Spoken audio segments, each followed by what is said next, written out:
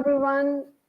A very, very warm welcome to our first episode of Impact Activators podcast, the Impact Blueprint. I'm so excited to actually launch this initiative, Impact Activators, and now with the podcast of Impact Activators.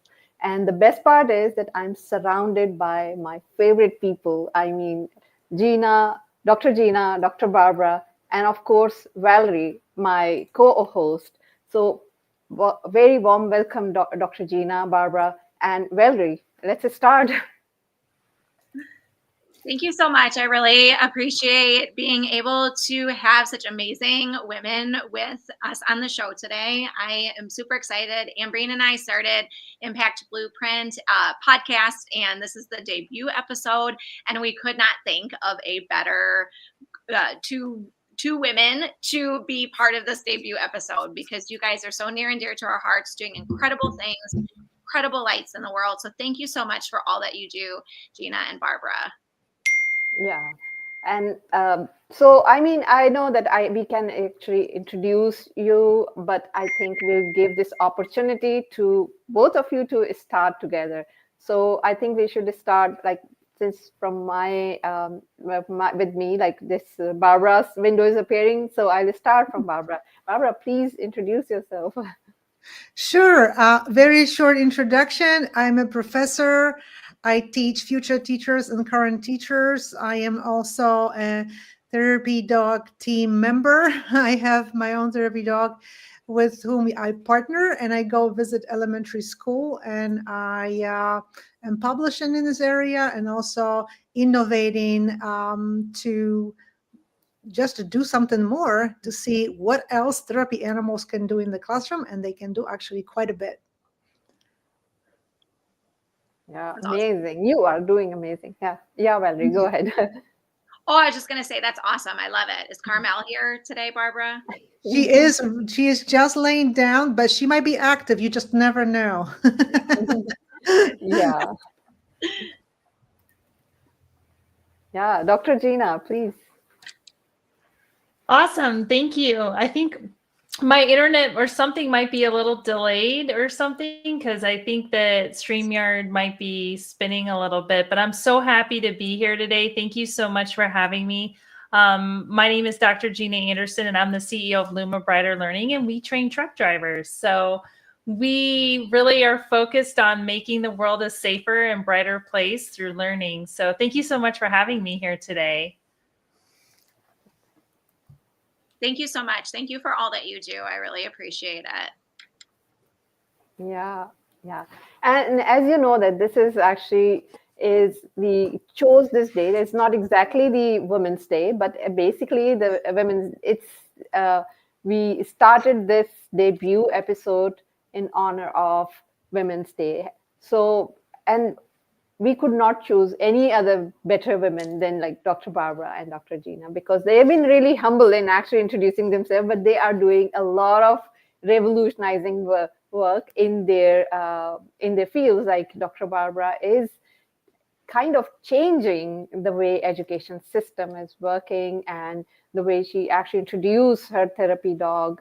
It's changed the entire chemistry and entire environment of the classroom she's been teaching, and that's now she's been trying to do more and to bring about the change in the education system. And same goes with Dr. Gina. And she forgot to tell that she has written her new book, Thrive. It is one of my favorite now. I loved it, and I enjoyed reading it. And if you have not got the copy, please get it from Amazon. It is available. I'll share the link in the banner and in the comment. So yeah, and thank you so much. Yeah. That's amazing. I'm so excited, Dr. Gina, for your new book, and I'm so excited to read it too. I have it on my next read list this week, so I'm like, oh, awesome. Thank you. Amazing. And I read it already. I just have to write well, all of you are authors. So this is an incredible, innovative group of women who are just changing the world. So this is a brilliant day to have this podcast. So thank you so much. Oh, yeah. Thank you. Now, Ambreen and I, we would love for you to share with us, like, what led you to the work that you're doing, and what was your biggest inspiration, and why do you feel like there is something that we really need to change in this world, and what is your mission? I'll maybe start with, sorry, I didn't give someone a platform or the microphone. Let me pass the microphone. I'm going to pass the microphone. So Barbara, because I see you here on my screen right here. So Barbara, there's the microphone. Oh, great. I love it. Thank you so much. So a lot of it is connected to my profession, but not only. I've been in education industry, so to speak, for a long time. So I've seen what works, what doesn't work. And but in addition to that, I have a teenage daughter, and she is autistic. So we found out about her diagnosis when she was around 6-7 year old, I think. And if anybody has a autistic child or special needs child in education, it's very hard. It's very hard to make sure that your child gets everything they need in order to succeed in the educational system. And already at that time, I remember when I was thinking, something is really not working very well. Like supposedly we have all these tools in place and systems and laws too, but it's not really working very well. It's still just so hard for parents to advocate for their children. You're not going to get everything your child need right away, and sometimes you will never get everything. It's so very tough to negotiate those things and advocate for your child. And when my daughter was around 10 years old, we got a dog, and this is my current dog, Carmel. Yes, and we never thought about doing a therapy with my dog. We just got a dog because my daughter needed a pet, and we were ready to have our own pet at that time. But then we were starting thinking, what if we do something more with my dog, because she was such an amazing dog. Let's try to see if we can certify her as a therapy dog. It happened. And then I was very curious about like what you can do with therapy dog in the classroom that would help children of special needs, right? I didn't know much about this really. There is quite a bit of literature about it. And when I took my dog to the classroom, I started seeing some incredible situations and impact on children. One of them was a child who did not talk in school at all. And because of my dog, he started talking to the teacher. So that was really amazing. Wow. And then once we started innovating a little bit more with my dog, including my dog in more innovative and creative ways, we saw even more impact in terms of children's writing, math, and now social science, social studies, and science, because we are doing new activities. And really, I thought it was my dog, but it's not. Yeah.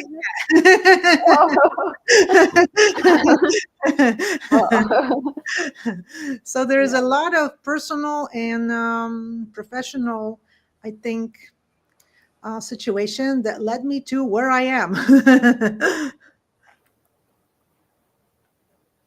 That's awesome. I had to mute myself. My dog heard you talking about your dog and she got excited. So I love that about you and your story, because I started my career as a special education teacher. So it just means so much to me what you do, Barbara, because you change lives. And I think that is so impactful. And, you know, that's really where I got started, is changing lives. I mean, that's my passion. I like to really provide learning to help move people forward. And one of the things that became very clear to me with my special education background is really realizing how education isn't delivered in ways that all learners can learn. And, you know, we see this with Ambreen's story with her son and the school setting, and, you know, really connecting with each individual in meaningful ways. And when you think about everything we get in the world, it comes from truck drivers. And I was going out and observing how truck drivers were being trained, and I was horrified. The fact that they weren't provided individualized instruction, not only that, but the way it was delivered. Every hour after you learn something, you forget a large percentage. And the latest research is showing around 70 to 73% of content is dropped.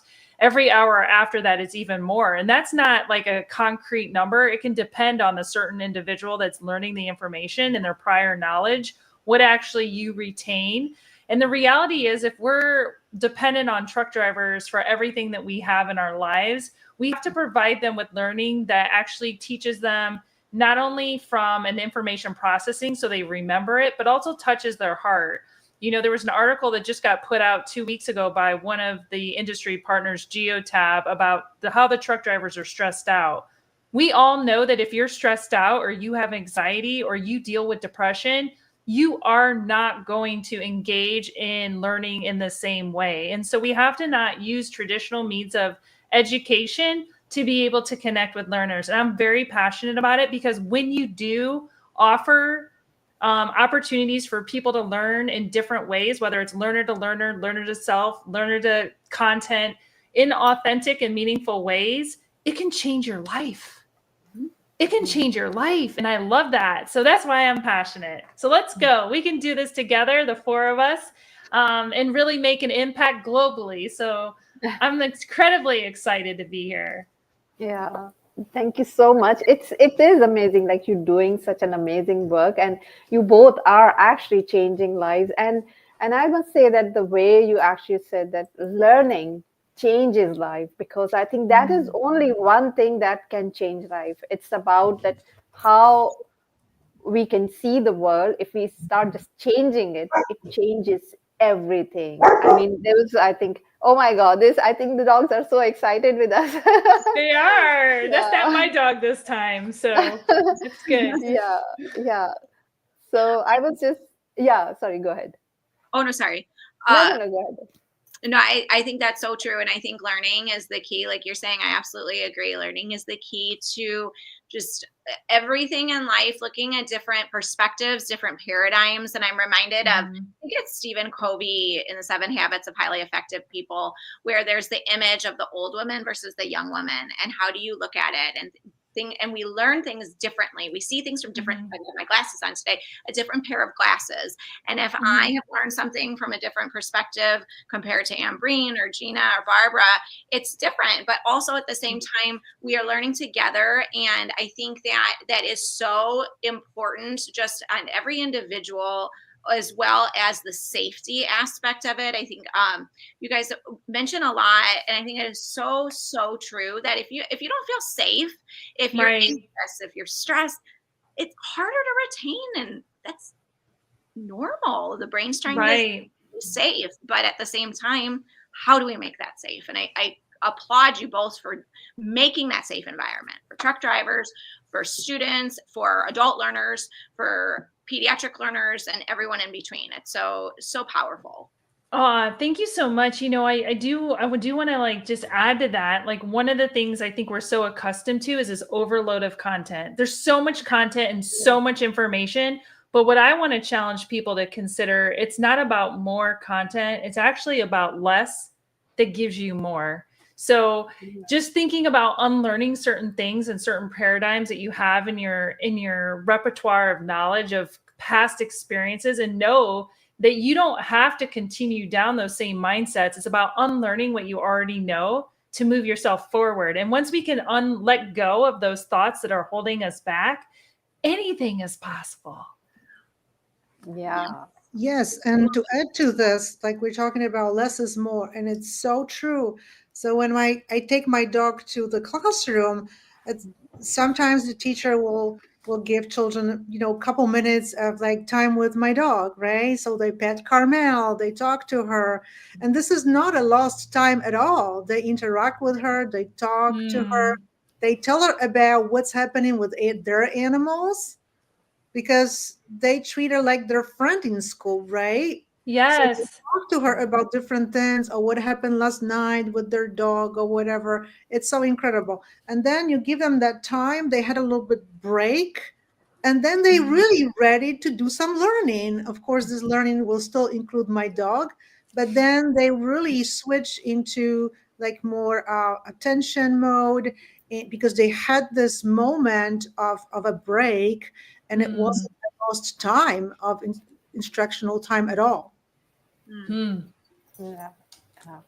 Yeah. So, like we're talking about that, especially since we're having this talk on Women's Day and especially the women leadership. So, just tell us about that. Do you face any like unique challenges in leadership and business, like being a woman? We do have, we do face challenges which are quite different, and sometimes it's quite overwhelming. So, just tell us a bit more about the way you face some challenges and how you overcame. Like both of you, I have the, maybe you can start, anyone who wants to start first.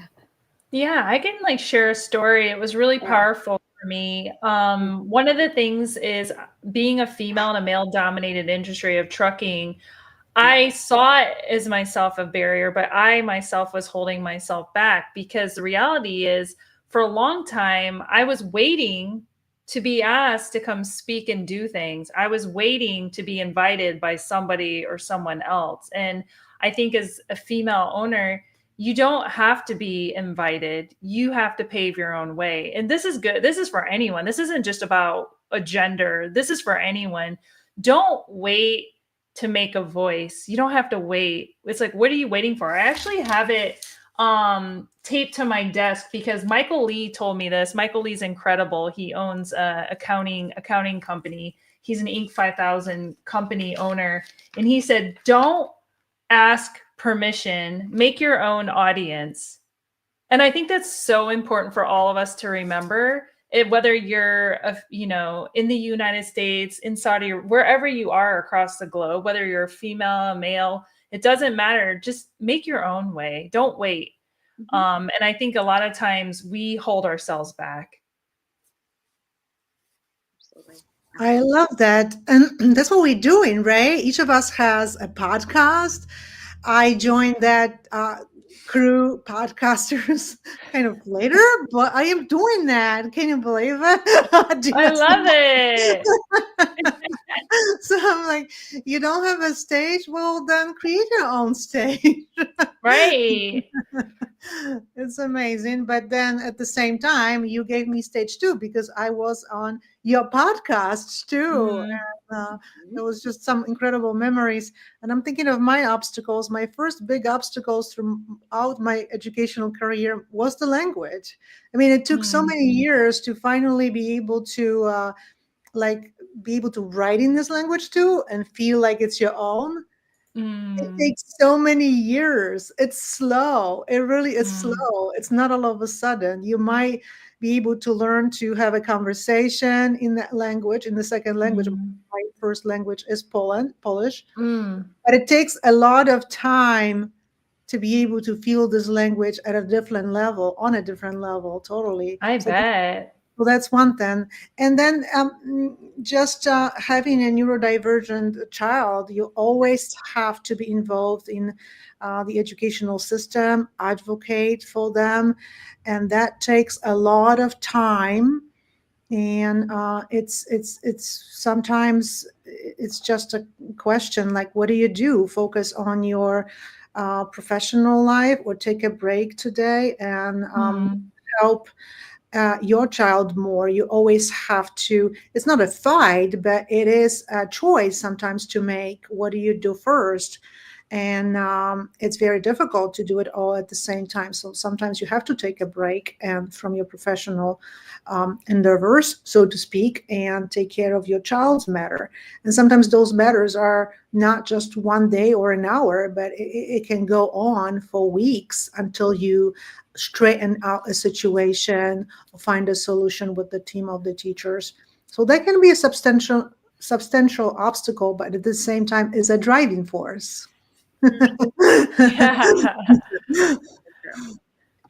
I'd like to ask you guys, as far as I feel like both women and men can experience this, but I don't know if it's something that, maybe we're starting to talk about it more, but I hear sometimes the topic of imposter syndrome and how that is so just, I feel like amongst women as well as men, like we just feel this, like, am I good enough? Am I able to have a seat at the table? How do you guys kind of work with that? Do you experience that? How do you feel like that's something that you can overcome? Because I think that's just such a important thing to talk about.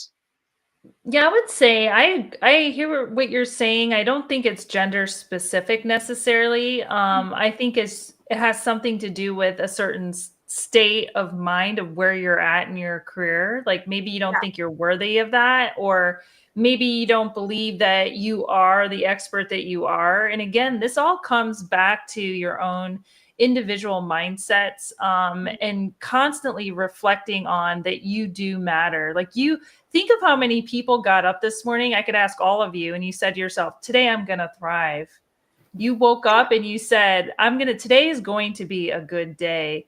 Today I am going to say something meaningful that's going to have an impact on my team. You know, a lot of times we don't set ourselves up for that. And so when we do, you can hold yourself back. So it is a real thing. I was actually at the North Carolina Trucking Association conference last week, and it was a topic that a lot of people are dealing with. And so it's about believing that you do matter and you are worthy and you are an expert. And it's not just saying those words, it's believing it. Yep. You know, and the thing is, we don't believe it. It's like, I don't believe it. You have to believe it. So yeah, I think it's definitely a real thing but you're not alone in feeling that, because I would say that 98% of people, if not 100% of people, have either felt that or feeling that today or will feel it in the future. So we have to support each other and all telling each other that we are worth it. Yeah. Absolutely. I think that's so true. And I think it does impact all of us in some way or another. And I love the etymology of words. And I may have told you guys this before, but I just would love to shout it from the rooftops of what confidence, the underlying etymology of confidence, it comes from the word trust. And I think that when I learned that, it was a game changer for me, because it's like, how can I trust myself? How can I know that I'm enough? And I think that, like, I love that. Yeah, it really was a different perspective when I think of it from that standpoint. Because I can say all day long, oh, I need to have more confidence. I need to have more self-confidence. But when I think of it as self-trust and trusting in myself, it just puts a different perspective on it. And I think it's a bit more, allows me more self-grace with that. Yeah, absolutely. I mean, this is so true. I mean, it's not about just that, as Dr. Gina said, that, it's not the gender specific, but the thing is sometimes women do feel a bit more about it because, they are in the leadership and it's kind of still male dominant. I mean, especially in the leadership and business is always associated with men. And if we try to make our place, we have to sometimes work a little harder. I mean, actually not little, too much harder to be heard, to make our place, to be, and that's what, again, as Dr. Gina said, that it comes from the reflection on feeling confident, and we know, and it's just that we need to believe in ourselves, right? And I think, what do you think, Barbara? Yeah. I thought about this, like, do I have imposter syndrome? I don't know. I think I don't. I was seriously like, do I have that? And I'm thinking this and saying to myself, no, Barb, you don't have it. But right? But it's not as simple as that. It took many years. It's a journey. It's a progression. I used to have a little bit less self-worth or self-confidence, whatever you call it, right? These are all those different terms. But I've learned over the years that in a part of it was also that I was always like that I was never thinking, what if that doesn't work out? What if I will make a fool of myself when I do this or that? I never thought that way. My thinking was always, let's try and see what happens. And I think that when you are in that curious state of mind, then you don't have to worry about you have imposter syndrome or not or whatever. You just try, and then you see, you learn from it, and Mhm. that is really, I think, probably the best or one of the best approaches. It worked for me so far, so good. Mhm. Yeah, absolutely. Yeah. I like that James says it's the bully within, Yes. because really that is our biggest obstacle, right? It's what's inside or what we perceive as being us, which isn't the real truth. It's really defining your true self and believing it, like you said, Valerie, and trusting that is your true self, and living within that. So thank you for that great question. Yeah, thank you so much for answering this in a beautiful way. So, what do you think? Is there any misconception linked with women leadership which you actually want to debunk? There could be anything. I know there Yes, could be I so love many. this question. Yes, well, being a female leader, it's really interesting because, again, I was at this conference last week and they had a panel. It was a woman conference, and they had men leading a panel, and they asked this Mhm. question about, well, how should men approach women? And it's really interesting because one misconception about women leadership is that we all lead with emotion rather than strategy. And that is a Mhm. stereotype. The Yeah. reality really is that emotional intelligence is a strength, right? It's not a weakness. And I know that, and we all should know that great leadership actually requires data driven decision making. You need to have a vision and you need to have people skills. So I have seen this with a lot of women CEOs and male CEOs, or any leadership that Mhm. bring not only a strategic mindset, but resilience and the ability. You have to navigate such complex daily challenges just as effectively as anyone else. There's all sorts of things that happens. And so leadership really is not about gender. It's about your capability. And honestly, it's a time we stop underestimating women in executive roles and say, well, it's just they lead with emotion and not strategy, because that's absolutely not true. So anyway, I'm very passionate about it. So Yeah. Love that. I agree. Emotional intelligence is an asset. And actually, when you look at so many posts about leadership on LinkedIn now, this is more and more included and mhm. appreciated. And honestly, leader is not someone, to me, and hopefully to many people, who is like an expert who knows it all and rules, tells everybody what to do. That's not what leaders are about. Leader needs to sort of like help with bringing everybody together, and Mhm. needs to have sort of like two hats. One hat, yes, I am a leader. My role is a little bit different than everybody else's, but I am also everybody else's, just like others. And everybody is an expert, and we all working together. It's a very actually complex role, I think. Mhm. Mhm. Yeah. Absolutely. Yeah. I agree. Like it think about, there are statistics that show, like for female drivers, for example, they actually, for insurance groups, show they're safer than their male counterparts. And so I think you're right. I think anybody can lead with emotional intelligence. Anyone can lead with the same skill set. But there is a stereotype and it's still out there. I sat and I listened to a complete panel talking about this very topic, and women Yeah. asking for advice from the male people on the panel. And it's like, why are you asking for advice on this? Like, but Yeah. it's the reality, right? And like, I Yeah. mean, you could talk about the culture differences, because Yes. it is a very ingrained in culture too. Like Yes, we've been brought up in this absolutely. way, right? Yes, yes. I mean, this is, and I appreciate Muhammad Khalid's comments that he's recognizing the women's leadership, and he's really saying thank you so much. Yes, I mean, having that cultural difference, especially in like in Eastern culture, Mhm. males are even considered more dominant as compared to the Mhm. Western culture. So it's even more difficult for us to make our place.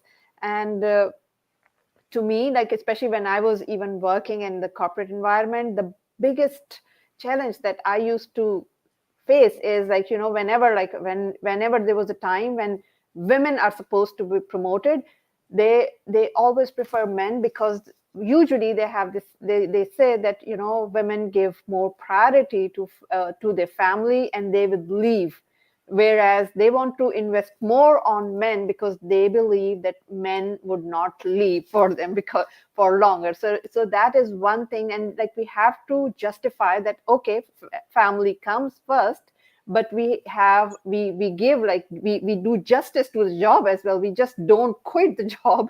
So that was one biggest challenge that I used to face, and it's still here also. Like, you know, it's like, I don't know, it shouldn't be considered as a weakness that, you know, giving priority to family is, of course, it brings a joy. It gives us even more, I would say, a motivation to do more, because, you know, it's for women who are even working or who are in a leadership position, they are also a role model for their children or for their families as well. So I think that is one myth that we need to debunk, is that women is not, I mean, if they give priority to female to their families, they do give justification, they do justify their work as well, and that is their motivation as well, because they think that, you know, when the family look up to them, that they are managing the role, they're balancing the work and the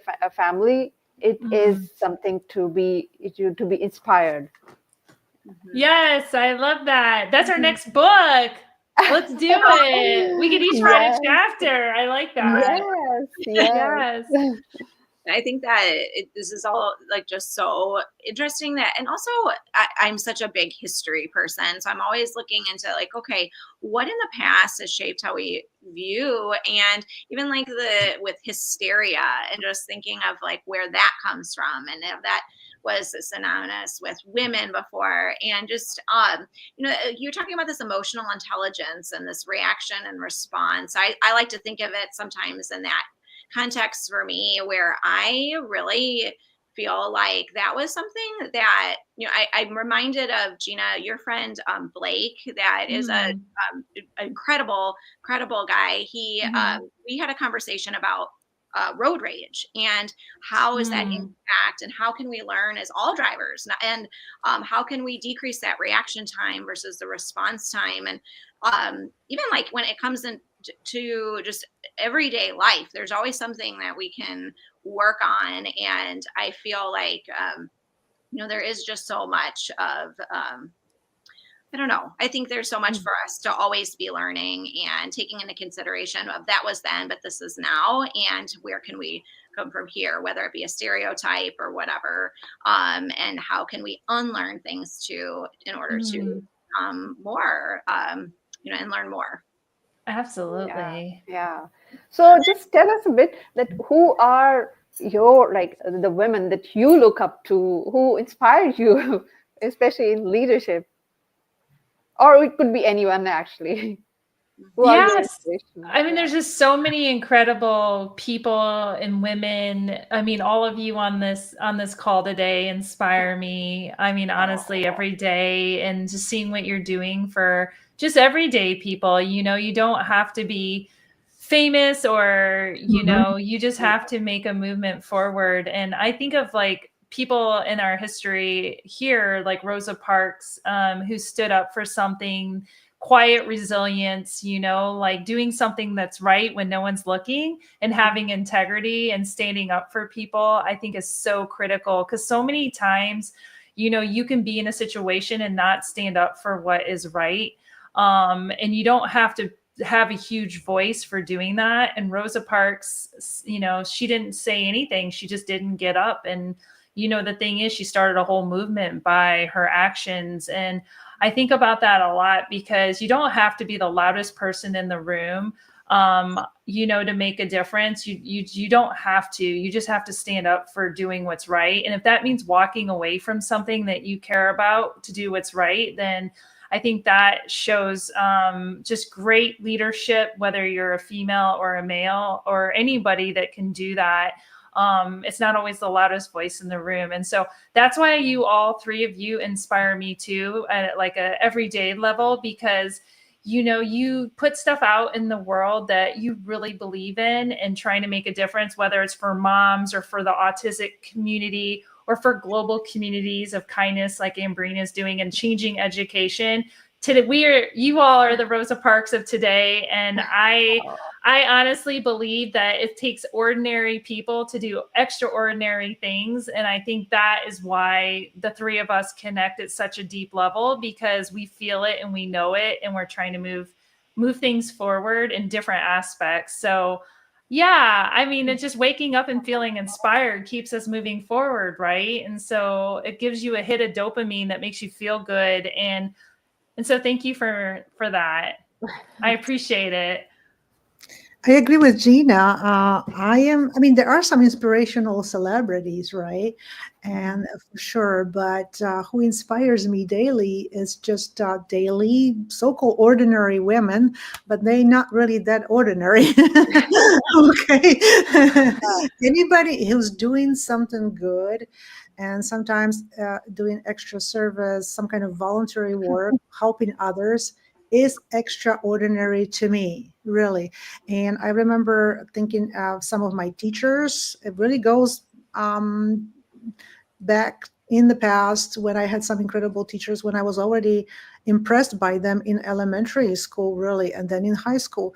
And then some of my professors, female, were absolutely amazing. I had no idea how they were doing what they were doing. And then before I knew, I was also that professor. And of course, you inspire me. I'm thinking sometimes I have to be honest. Sometimes maybe I'm not going to post today on social media, but I have to do it because Valerie posted. And Gina, and they spreading their message. I have to do that too. It's not very easy, right? Because it's a part of your day you have to devote, but also who also inspires me, all the incredible women who volunteer with their therapy animals. Maybe are retired, and that's really what they do, sometimes even daily. They just go and help those who are in need, offering their animals in responsible and sometimes creative ways because they see the difference it makes. So again, ordinary women who are not ordinary are the most inspirational ones to me.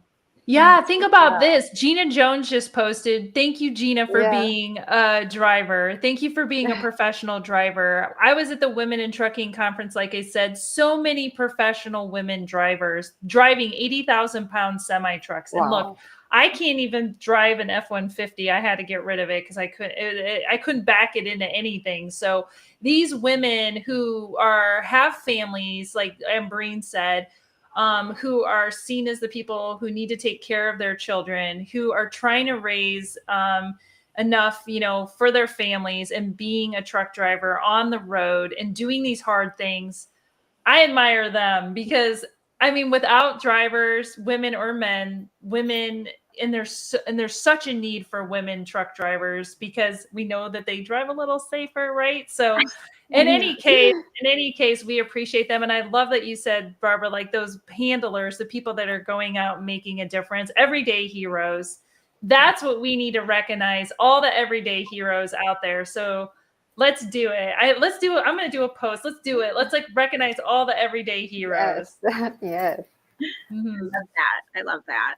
That's amazing. And I think that, there's just so much of history, of all these women that are inspiring, women and men. But I keep thinking back to, I think it's Abigail Adams. I don't remember her exact quote, but she told John Adams when he went to Philadelphia and all during the beginning of the United States, he said to remember the ladies. And I think that's just an important aspect of how she was really always trying to give females a voice, give us a voice. And also, but sometimes I think sometimes our work isn't as recognized as it should be, but also at the same time, it doesn't diminish the power of what we can do and the impact that we can do. Like with Abraham Lincoln's mom, for example,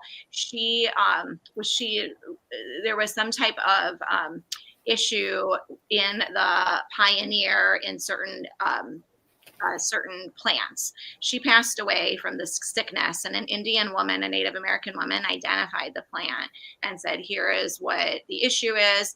But it wasn't until like a couple decades later that a physician said, oh, here's what this is. And the fact that there were people educating, I'm going on a tangent here, you guys. I don't know why I'm on such a history thing now, but but I just think it's so important to really emphasize that there's so much that we can do as as individuals, even if it's not recognized, it is truly recognized in our own way.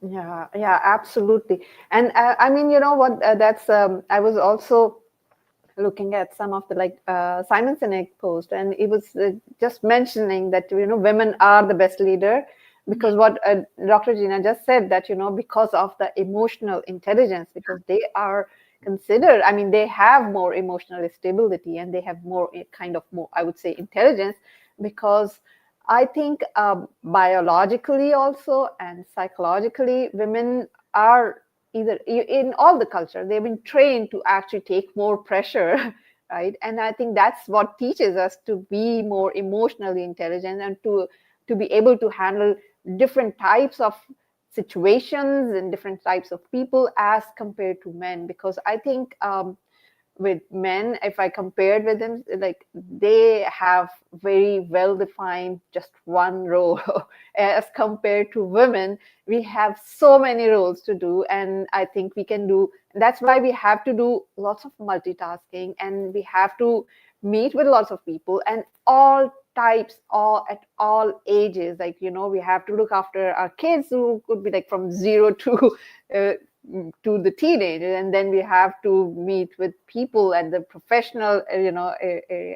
So like at every front we have to play different roles and we have different expectations, and I think that's what makes us good leaders.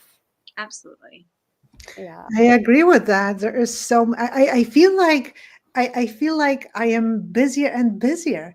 I don't know why I feel that, but at the same time, if you know why you're busy, you know what mission you have and whom you serve, then it's a different type of being busy. You know what I mean? You are okay yes, with it.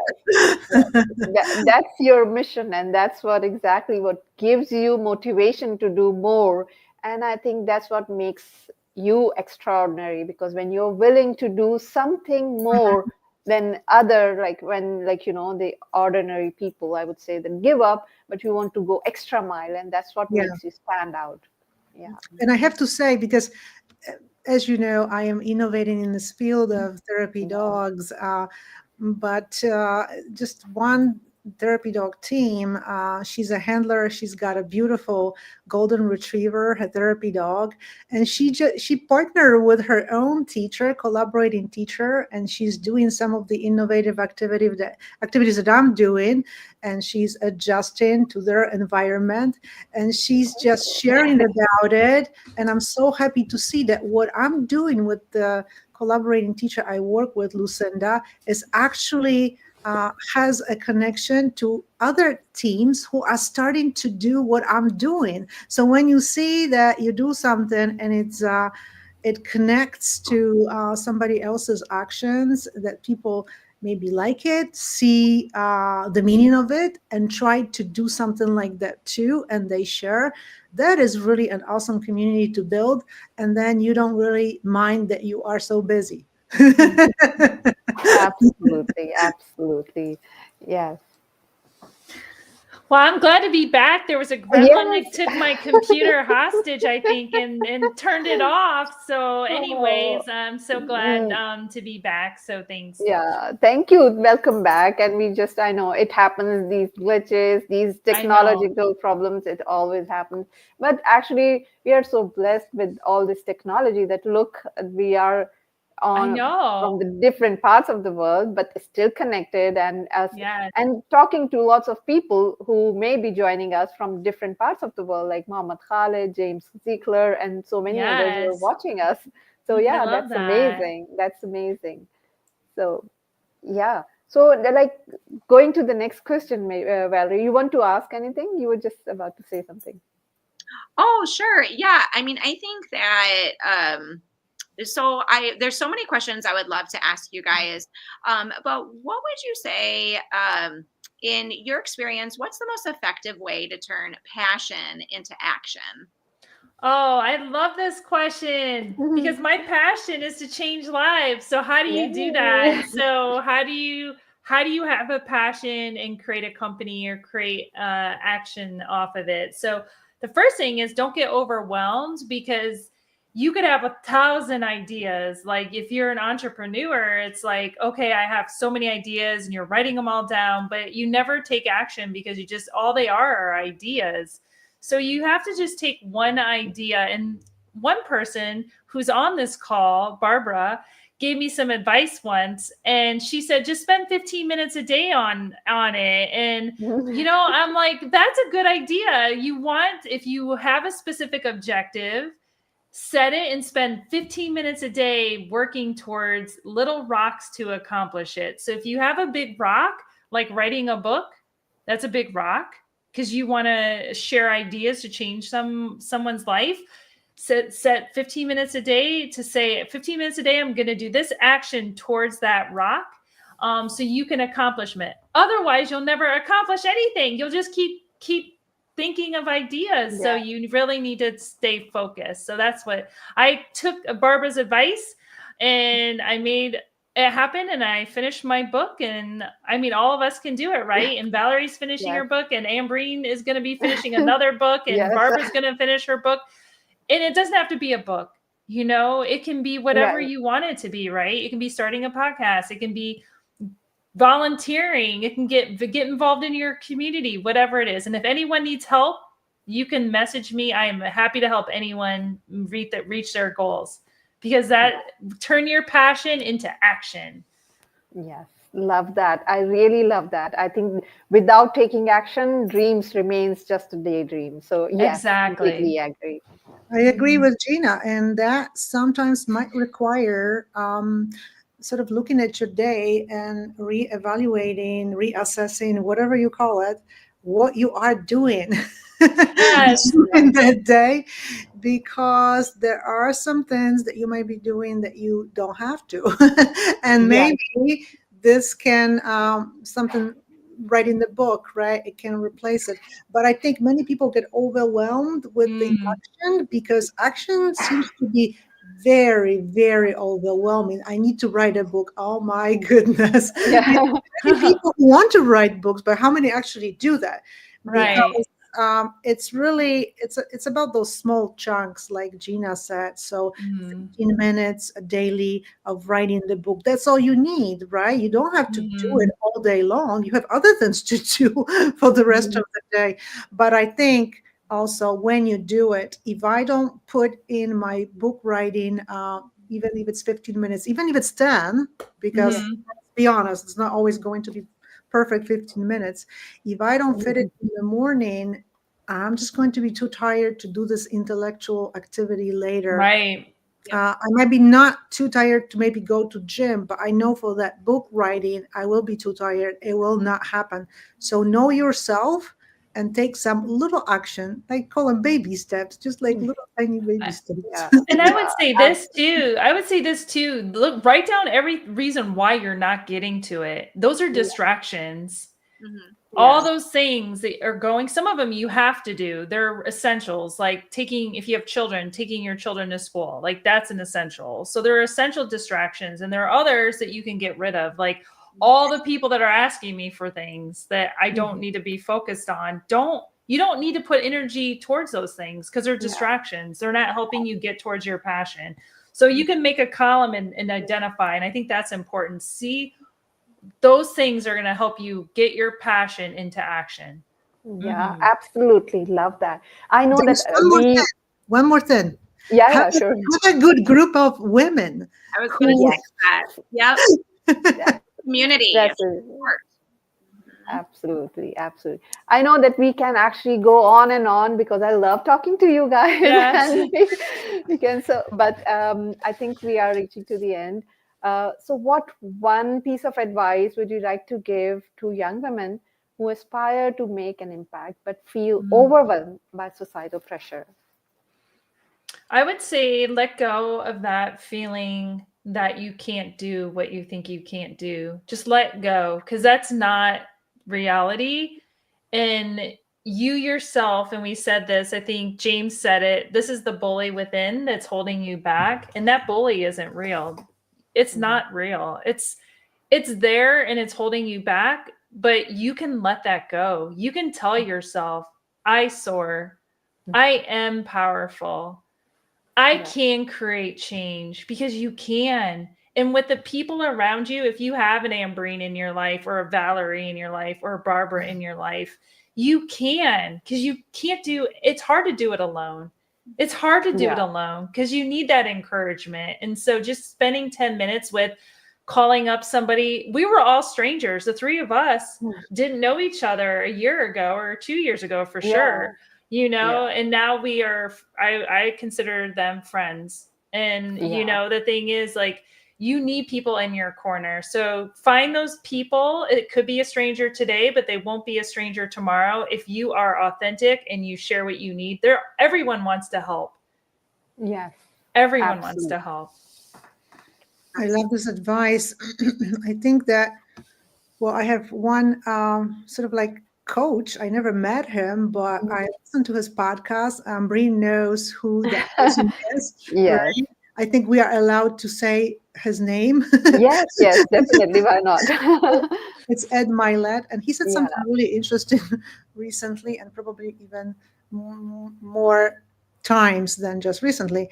He says, when you look at what's going on out there in the world on social media, on all these influencers, what they're doing, you are comparing yourself to the best version they put out there. So don't fall into the trap of you yourself working on yourself, which we do every day. Every day we work on ourselves. And then we're comparing ourselves to some kind of, sometimes even fake images, to be honest, online. Right? Yes. Everything is there online. We have even no idea what's right, what's wrong, what's real, what's not real. And so be very careful about this kind of comparison, I think. And I would also advise a young woman, find some kind of mental, spiritual sort of coach. And it doesn't have to be 100 of them. 1 or 2 is max, I would say. Yes. Listen to their podcasts or go see their posts.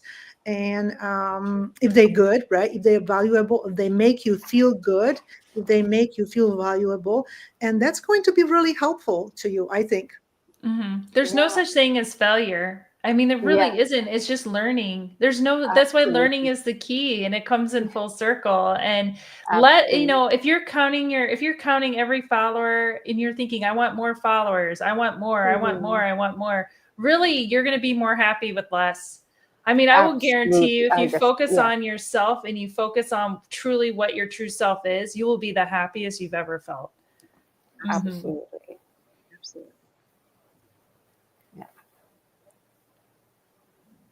So, I mean, okay. So I think wonderful advice from both of you, Gina and Barbara.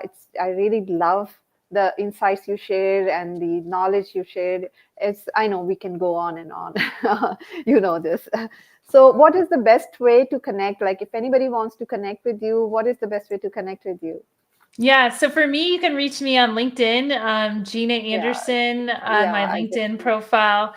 And also I have an Instagram, but I'm highly available on LinkedIn, and you can always email me at gina@learnwithluma.com. I'm always happy to help. Oh, that's great. Yeah. What about you, Barbara? I'm also on LinkedIn, on Instagram, Dr. Barb Educator, also on Facebook, Barbara Voukaitis. And where else am I? I think these are 3 main platforms. I also have a website, and anybody can reach me through the website, www.barbaravoukaitis.com. So it's pretty easy to remember, or kind of. Always always happy when I see a happy DM or message with a question about what I'm doing, and sometimes it can end up with some kind of collaboration, which is really a great thing. Yeah, absolutely. Yeah, so I think thank you so much for Thank joining you. and making this first Thank you. episode make it very interesting, insightful, and knowledgeable. So thank you so much. Thank you. Thank you so much. Bye. Bye for now. Thank you. Bye. Bye. Thank Bye. you, awesome ladies.